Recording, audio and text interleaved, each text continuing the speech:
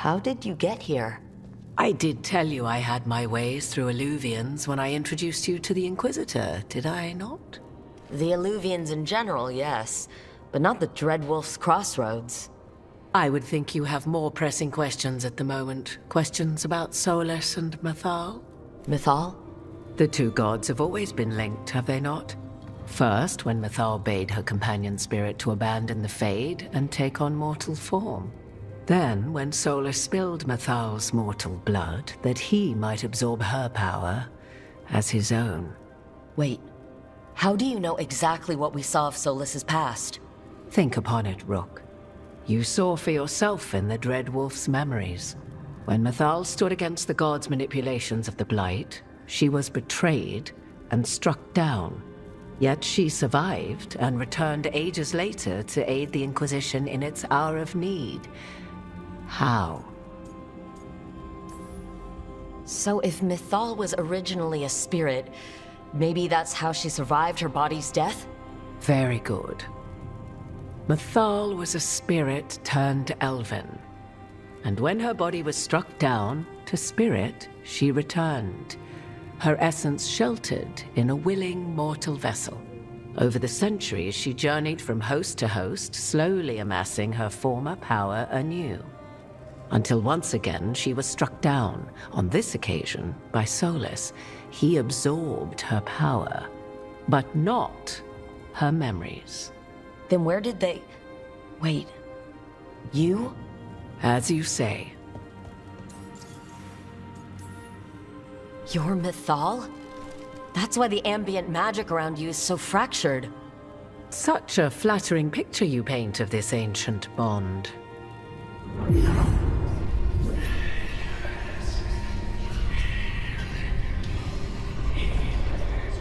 What? That was like how Elgar'nan and Gillenane can talk in your head, but... 'Twas Mythal you heard, her echoes. Yet I am not the goddess returned. What are you then? I once feared Mythal would consume me were I to carry her, but 'twas not so. I remained free-willed and mortal.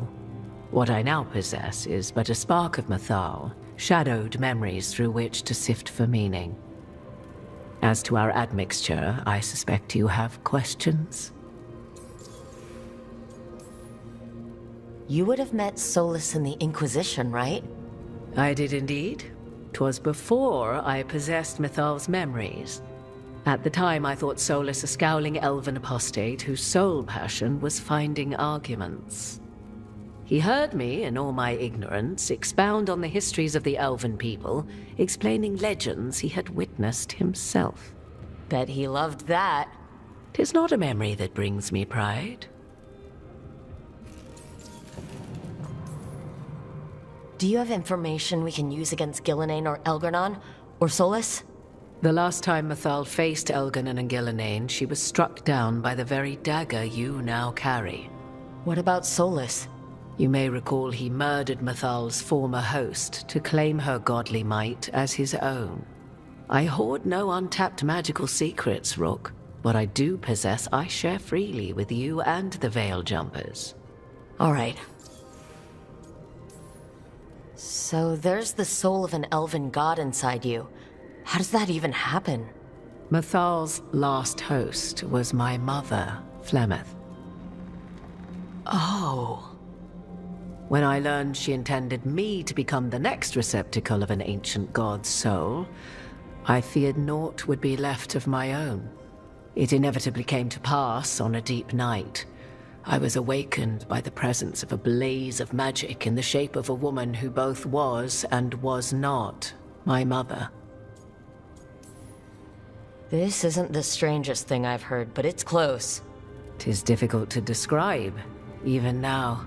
Mythal's memories were both gift and burden, this blazing woman told me, but I must accept them of my own accord. The decision was paralyzing. What would it mean to become such a host? What would be lost if I refused? In the end, 'twas something in my mother's voice which guided me. What was that? Regret. Not the regret of a god, but of a mother who knew. She would never see me again.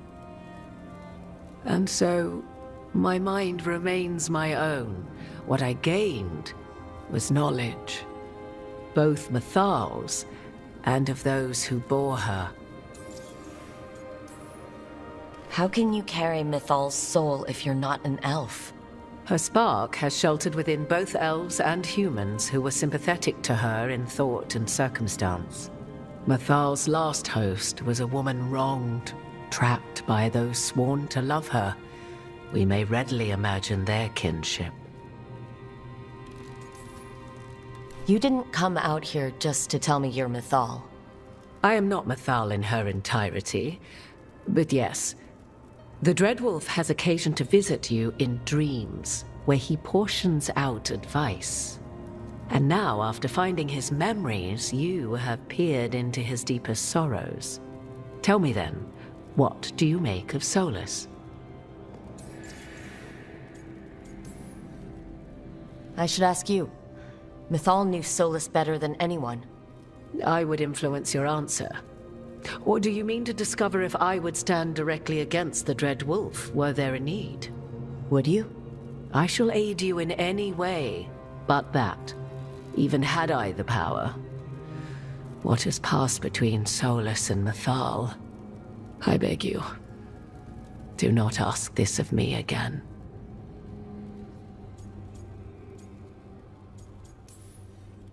Well, Solus killed the Titans, destroyed the ancient elves, and wants to ruin this world to bring back his old one.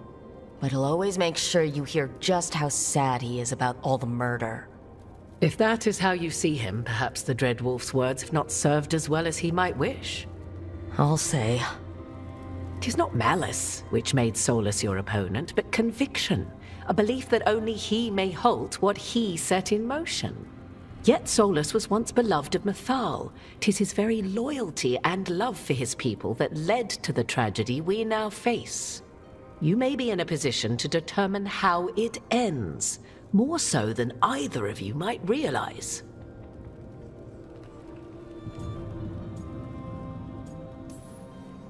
If that's what it takes. Such determination. Have you not even a tremor of doubt? Wouldn't do me any good. If you would shape the outcome of your battle, I've one last secret to share. When Mythal was struck down by the other gods, it was with her own lyrium dagger, the dagger you now carry. Solus recovered it from Elganon, and from it extracted a fragment of Mythal that had lain hidden within its depths. This fragment, a younger sister to the one I carry, if you will, resides here, in the crossroads. I can open the way for you. Find her, survive the encounter, and the essence you obtain will aid you in times to come.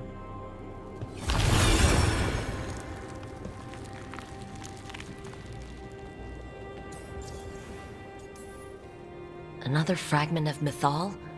In addition to the one inside you? You are aware of what the word fragment means, are you not? One small piece of many, formed when something greater is broken.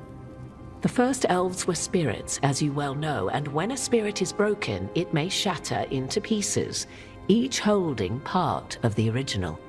Among the ancient elves who became known as gods, Dirthaman and his brother, Falondine, are but one example. All of that sounded great until survived the encounter. You know Solus, and have seen Elganon, and memories of Mythal. They are creatures of emotion, as all spirits are. The fragment of Mythal that resides in me lived among mortals for thousands of years. She has grown wiser and more patient. This younger sister has not. She is the essence of Mythal as a god. She is unlikely to listen to polite requests, and though she is but a fragment of the goddess, the battle will test you sorely.